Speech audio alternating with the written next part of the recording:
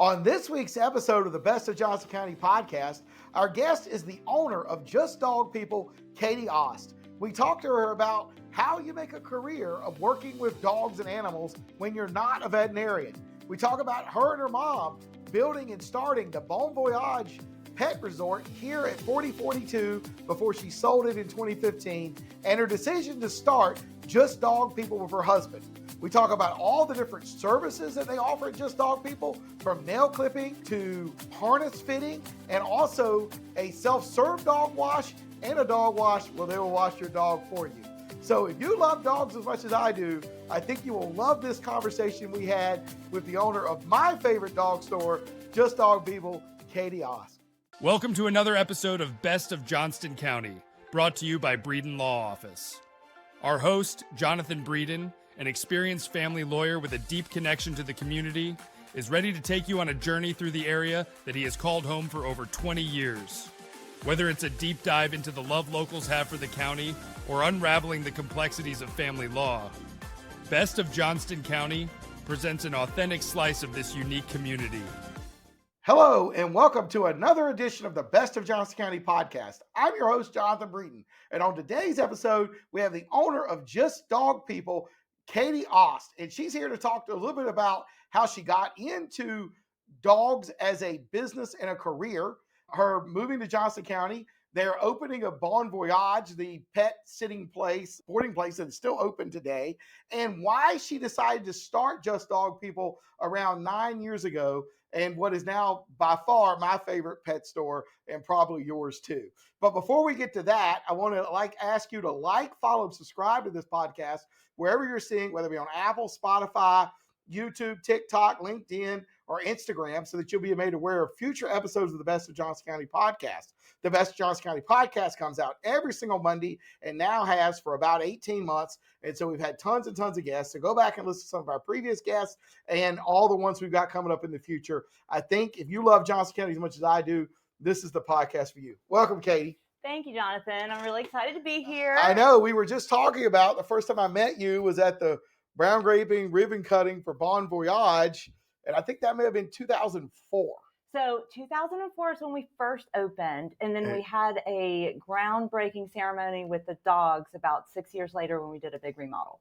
Okay. And that's when we met. Okay. That's when we met, 2010. Okay. All right. Well, that was, I remember that. And I took a tour. I didn't have a dog at the time, but that was kind of neat. So anyway, tell the people a little bit about who you are, what you do. So I'm probably your unusual dog person that found her passion as a young girl and was able to follow it all the way through my life and center my career and my life around dogs. So I call myself a lifer in the industry. And I can remember being really small, and every dog I saw I had to pet and love on. And it was so special to me. The one that I grew up with is a really adorable golden retriever named Annie. And Annie was my best friend, as I'm sure most people's dogs are their best friends. And my parents, I think, always knew I was going to go into something dog because I was the child that wanted to pet sit and not babysit. And I never had real children. And when I became an adult, I realized the furry type is what I was best at. But I'm also a blood fainter. So I knew I couldn't go into veterinary practice. And it's kind of hard to know in this industry where you can go to do dog if you don't grow up wanting to be a veterinarian. And a lot of the kids that come and work for us at Just Dog People think, I'm going to be a vet tech or I'm going to go into be a veterinarian. And we're able to show them there's a lot of ways in this industry that you can work with people and their dogs and have a meaningful career that's really rewarding. Well, that's exciting. So I think you grew up in Florida? I grew up in Atlanta, Georgia. Okay. Atlanta. Okay. And so my first job in the pet industry that was professional was back in Atlanta. I ended up going to Appalachian State University, was going to get a degree in communication and advertising. I graduated, I'm not going to age myself, but I graduated in 2001, and my career was obsolete in advertising because social media came out and we didn't learn that before I graduated. And I don't really understand the internet, and I knew that working in an office probably wasn't my thing. So my parents set up an internship for me with a dog training company in Atlanta. After I graduated at App State, I went and worked for Comprehensive Pet Therapy, and Mark Spivak taught me everything I know about dog behavior and dog language and doggy communication and how to work with people. And that's kind of where I launched myself into my professional career, was training dogs. Now, when I was a younger girl, my first job was in a boarding kennel. So I learned at 15 years old how to board dogs and husbandry for dogs and things like that. And in college, I demonstrated pet food and PetSmarts. So from 15 up, everything I dabbled in touched dogs in one way, shape, or form. And after working in Atlanta for 3 years training dogs, my mother and I decided to open a boarding kennel up here in North Carolina. So I relocated and we did a mother-daughter kennel, which has now owned by another mother-daughter group, Cindy and Taylor Ellis. So it was really neat when we sold that to them, but it was incredibly rewarding working with my mom. I have so many fun stories of things that happened with her and I in that job because dog was new to her. But that's where everything really started in Johnston County. And I owned and operated Bon Voyage for 12 years and then sold that and took a year off just to enjoy life and got a little mini taste of retirement. Right. And got so you sold Bon Voyage in 2016? I'm sorry, I sold it in 2015. In 2015. 2015 Okay. and took a year off. Okay. And then in 2016, Jason and I opened Just Dog People. And that was born, honestly, probably out of a couple different reasons. One, we had multiple shelties. We had 5 dogs. And I was bathing them on my hands and knees in our bathtub for a year after having a kennel with an elevated tub and able to easily bathe the dogs. So as a person that worked in the industry, I realized there's an easier way to do this, that moms and dads living as one for 1 year, that could be easier. So we started researching self-serve dog washes. That's where the self-serve dog wash came for Just Dog People, because it was either convert the garage or we're building a dog wash, because this is for the birds. I'm not doing this anymore. And one of our shelties had been having a lot of allergies and health conditions. And we had her on a special prescription diet thinking she had food allergies. Turns out she didn't. She had really poor gut health and an allergy to dust mites, which isn't something food is going to fix. So we ended up healing her through better nutrition. We built her immune system and we did better gut health building with her that helped her fight her allergies with the dust mites. And it changed her life so dramatically that it really inspired us to focus on how can people live better lives with their dogs. And it's through nutrition, it's through training, it's through education, learning like what kind of things are out there to help you live a better life with your dog. It's been out of all the different things like boarding and training and doggy daycare, a self-serve dog wash, grooming, and running a retail store. Of touching all those spots in the industry, I think product recommendation is probably one of my favorites because there's so many cool things out there that we don't even know can improve our lives with our dogs. Well, that's interesting. And you've got, I mean, the store did it start as big as it is now? Or did you end up taking over the space beside you? We took over the space beside us to start a training company. Okay. Because we were doing dog training classes in Just Dog People, but over time, we continued to purchase more items and the room got more and more crowded and there was less room to do training classes. And we feel that there is a big need for that in this area. So when the eye doctor moved out, we were able to take that suite. And that is a 2,000 square foot training facility where we do special events. We have a really neat Naughty or Nice Santa event where Jason is the Grinch and Santa Claus is one of our favorite clients. And you get to choose if your dog's going to see the Grinch because he wasn't really nice this year, or if you would like your dog to see Santa Claus. So we love that space because it's honestly a playroom for the 5 shelties when we're not teaching classes and having special events. And we have cameras that we can actually see them running and playing on the agility equipment. But I think one of the most rewarding things about my life is I get to live my life with my dogs and built my life around my dogs. So they go to work every day. They play in a dog room every day, and they can go to the store and steal all the treats that they want, and all the shrinkage comes from our dogs. The shrinkage. Well, that's what I tell the accountant. Yeah. You tell the accountant that the things that don't add up. Blame it on the Shelties. Right. The Shelties. It wasn't the shoplifters.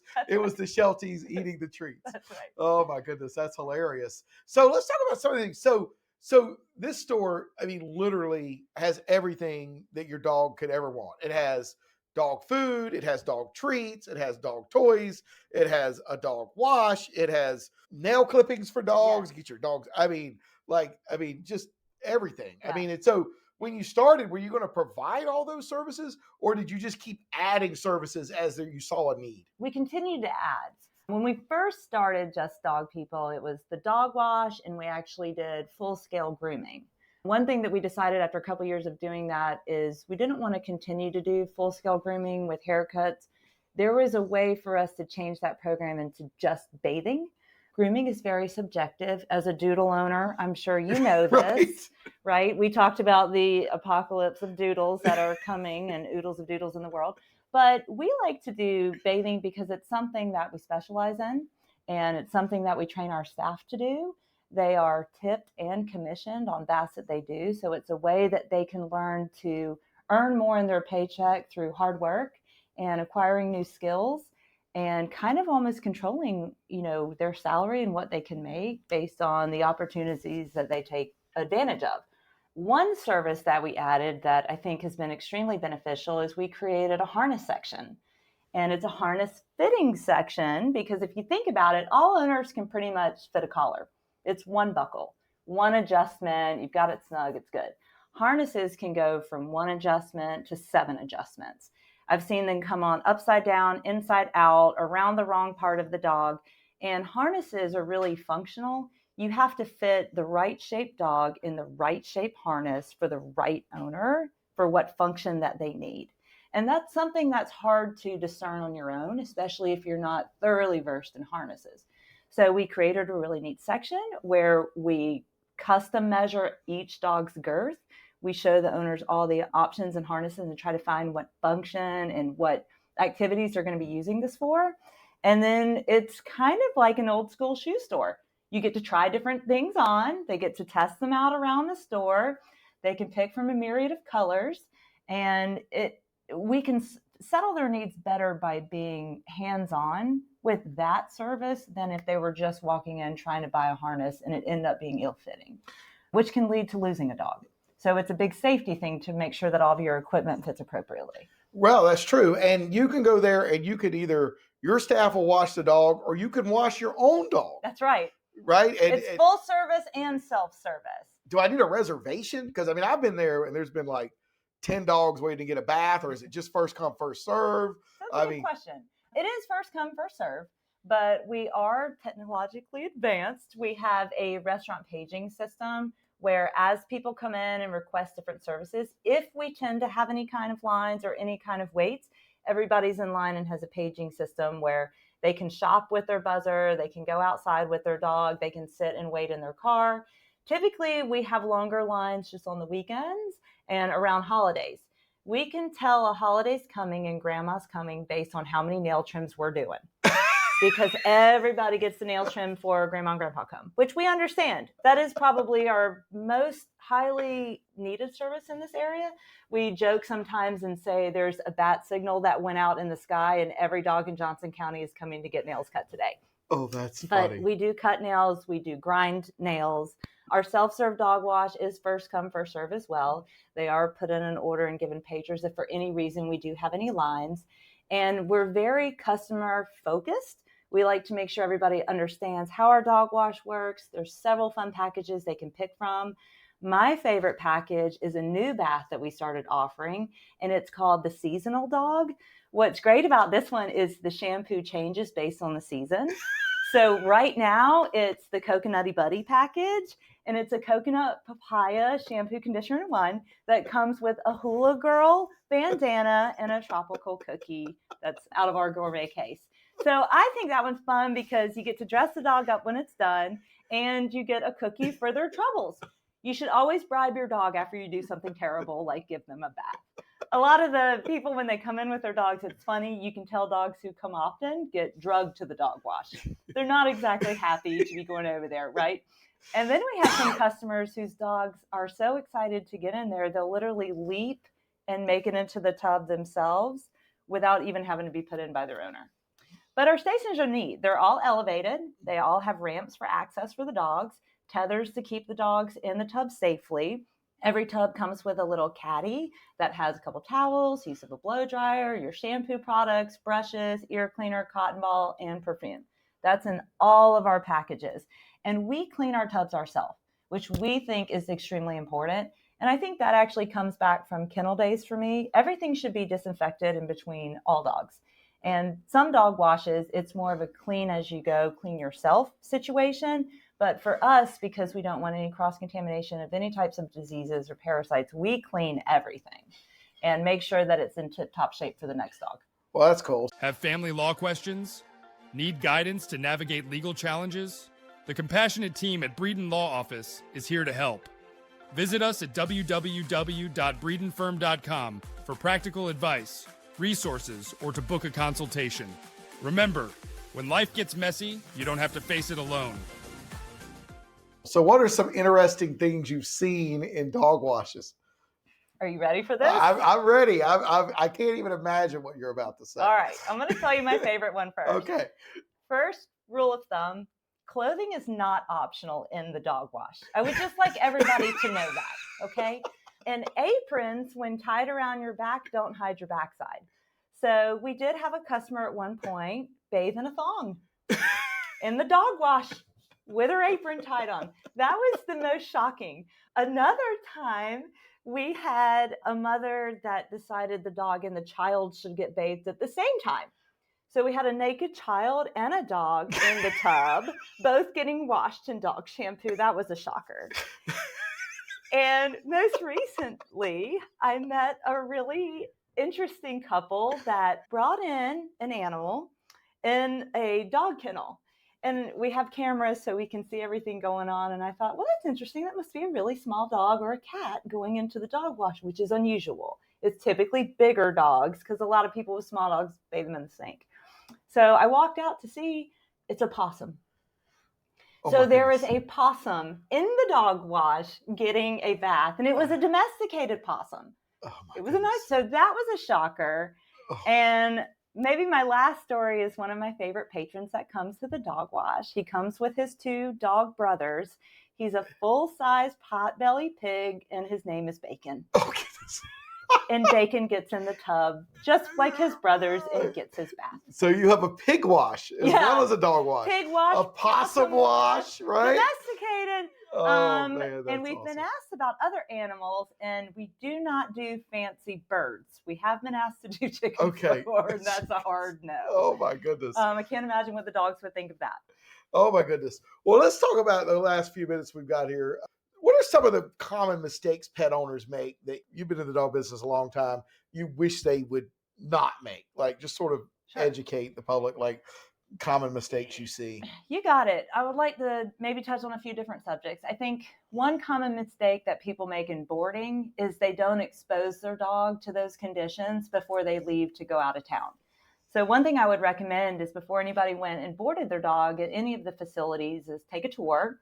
And then set up a day of daycare where your dog can almost do a preview. They can see the facility, meet the people, start to acclimate to a new environment, and desensitize to something that might be stressful.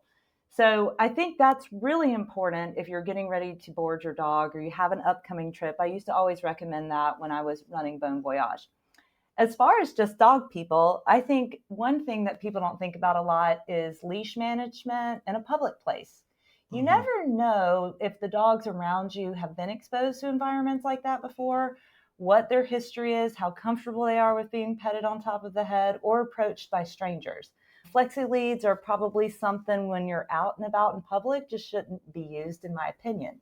You have a lot less control over a dog 20 feet away from you than one that's right next to you. And you're your dog's advocate. It's your job to keep them safe and watch for possible things that are unsafe for them. So I think leash management when out and about is something that I wish people were just more aware of. Nutrition is a big one. As far as nutrition, I think more research is needed to be done by the owners. Don't just take what your breeder or your rescue or even your veterinarian just tells you should do. Again, you're your dog's advocate. There's a lot of great information out there, and nutrition has come a long way. Fresh, in my opinion, is one of the best ways to go. Even if you feed a kibble diet, add something fresh, because diversity is key. The more diversity, the more healthy your gut is. The healthier your gut is, the more well you are. It's just like people, right? So if we're eating well, we should want our dogs to eat well too. Because there's only one thing I would ever change about dogs: they just don't live long enough. But we know longevity is directly connected to nutrition. Well, that's the same thing with humans too, That's right. I mean, they're animals just like we are, right? So anyway, well, the last question we ask everybody, well, the first thing is, where is Just Dog People located? How can they get in touch with y'all? Okay, great question. Just Dog People is located at 1442. If everybody knows where the Crazy New Roundabout is, at 1442, we're right over there behind Food Lion. There was recently a laundry mat open across the street from us, and we're really hoping if anybody interested in opening a car wash is watching this podcast, because we would love to do wash your dog, clean your clothes, and have your car washed at the same time right up here at 42. So if anybody wants a new business idea, there you go. Right. Well, of course, now it's not 42 anymore. It's 36 Veterans Parkway. Oh my gosh. They changed the name. I know. They changed the name. They just changed the name. So it's Veterans Parkway /36. But it's always going to be 4042. To me, I've been here 25 years. You've been here 21 years. We're always going to be 4042. And we had the owner of Salon 42 on this podcast a couple of weeks ago. Go back and listen to her podcast. She did a great job, and she's not changing the name. It's going to still be Salon 42 right next to Clubhouse and Farm Bureau Insurance, also behind the food line. So anyway, well, that's great. And you have a website? We do. We're actually currently rebuilding our website, and we're really excited about that. And it's justdogpeople.com. Our website's going to have a lot more interaction than our previous one, and links for people who are interested in maybe working for us to check out, and links for different services and products that we offer in the area. Do you sell products on the website? We don't, because again, being a customer service focused company, we want to actually make relationships with people. We're not online shoppers. I know that's very easy for people to do, and why wouldn't you? And I do it myself. But when it comes to your dog and when it comes to your family member, we would like to have more of a personal connection to make sure we're recommending exactly what you and your pet may need. All right. And what are the hours? So Monday through Saturday, we're open 10 to 7, and Sundays 12 to 6. All right, 7 days a week, 7 days which is a good, week. which is great. We'll got to go visit. You always go there. And then the last question we ask everybody on this podcast: what do you love most about Johnston County? The community. What I love the most about Johnston County are the people. And I think being here as long as I have, it's been a lot of these families I've been able to grow with through generations of dogs. And that's really special to me. So people who come to Johnston County, they don't seem to leave. I had a lady who was pregnant with a dog in a group class that I had at Bon Voyage. And I taught a group class in 2020 over here at Just Dog People to the child who was in her belly at Bon Voyage with his dog. So I think relationships, that's my favorite thing. Having people stay around and being able to grow with them and their family and their children and all the generations of their dog is just extremely rewarding. Well, and I agree with you. And almost everybody says it's the people. The people of Johnston County truly are the best. So anyway, so if you have a dog and you have any questions about your dog, or you need dog food or a place to give your dog a bath, go by Just Dog People.